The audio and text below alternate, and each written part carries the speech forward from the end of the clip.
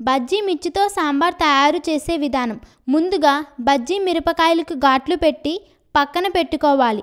Pan పెట్టి 1 tea spoon ధనియాలు, అర టీ స్పూన్ మిరియాలు, కొన్ని మెంతులు వేసి వేయించి మిక్సీ జార్లో పచ్చి కొబ్బరి ముక్కలు, పచ్చిమిర్చి, వేగిన దినుసులను వేసి గ్రైండ్ చేసుకోవాలి.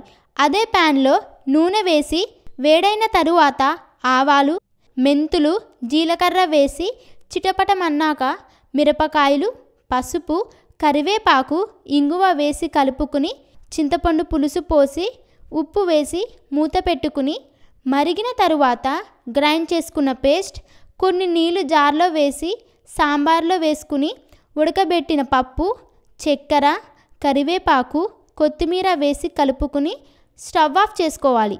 అంతే, బజ్జీ మిర్చితో సాంబార్ రెడీ. దీన్ని ఇడ్లీలతో తింటే చాలా రుచిగా ఉంటుంది.